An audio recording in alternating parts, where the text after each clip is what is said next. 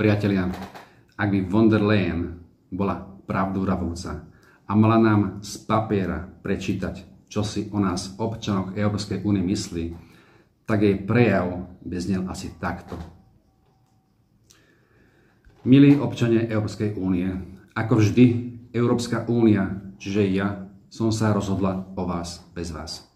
Nemusíte sa obávať, keď pôjdete do volebnej miestnosti dať hlas vášmu kandidátovi. My sme rozhodli už bez vás a keď bude výsledok iný, ako sme sa rozhodli, tak obviníme z toho Rusko alebo čínsky TikTok, že zasahoval do volieb.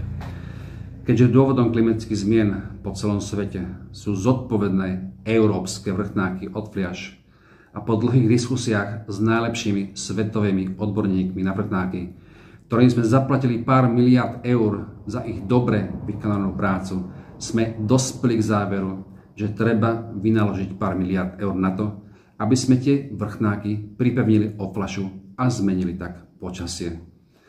Keďže váš životný štandard je vyšší od toho v rozvojových krajinách, tak váš životný štandard musíme nastaviť tak, aby ste sa priblížili ku štandardu, ako majú oni, kde vám úplne stačí sa najesť.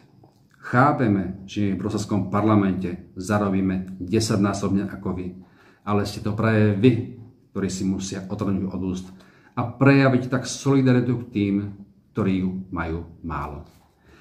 Preto sme sa rozhodli zadlžiť vás ešte viac a donútiť vás kupovať na splátky veci, ktoré nepotrebujete, pretože multinacionálky a finančné skupiny musia z niečoho žiť.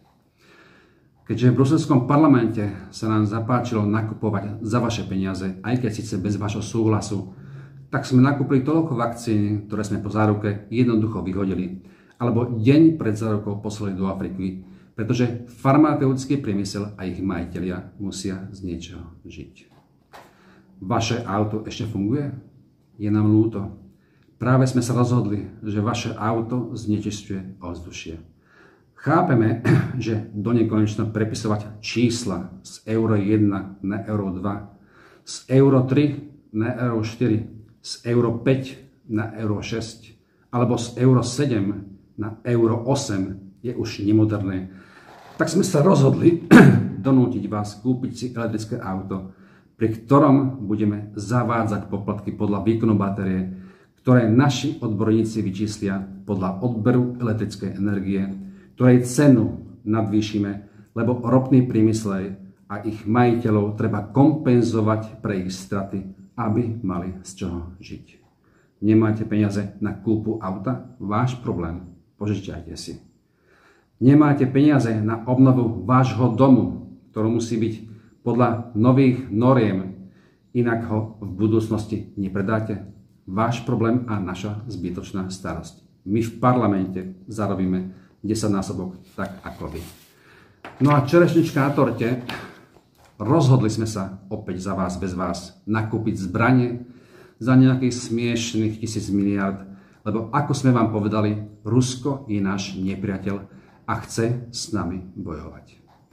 A hlavne nezabudnite, že my vám chceme dobre, pretože sa riadíme demokraciou, v ktorej každý štát má právo suverénne rozhodovať podľa seba, lebo inak vám odobereme právo veta, pretože len my v Bruseli vieme, čo je pre vás dobré a čo zlé. Podpis von der Leyenová a svoloč. Priatelia, takto by to vyzeralo, ak by vám táto pani mala čítať list, ktorý je skutočnou realitou Európskej únie bez toho, aby to bolo zabalené po zátku.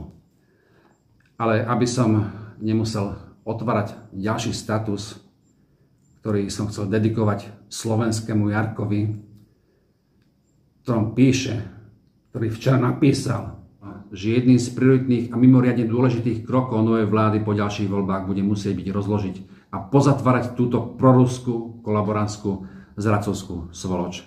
Bez toho to nepôjde.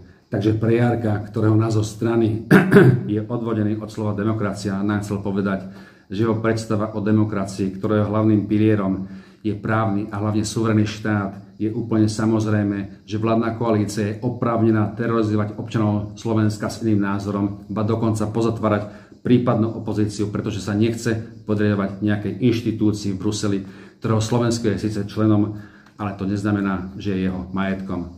Takže ak ma tu počúva Robert Fico ako predseda vlády, Šutaj Eštok a Danko ako koaliční partneri a hlavne Pellegrini ako zakladateľ strany Hlas a signatár koaličnej zmluvy a dnes prezident, tak ich žiadam, aby si z Jaroslava Naďa brali príklad a do týždňa pozatvárali nielen tých ako on, ktorí šľapujú po ústave alebo demokracii, ale všetkých tých, ktorí ako poslušní otroci majú za potrebu odozdať Slovensko svoloči, ktorá v Bruseli rozhoduje za nás bez nás. Priatelia, to je bolo všetko a všetkým prajem pekný deň a hore menovaný držím palce, aby si z toho veľkého demokrata Jarka Naďa brali príklad a celú tú propagandistickú, probruselskú svoloč nielen rozobrali do šroba, ale aj strčili do lochu. Priatelia, to by bolo všetko a prajem pekný deň. Majte sa krásne. Čaute.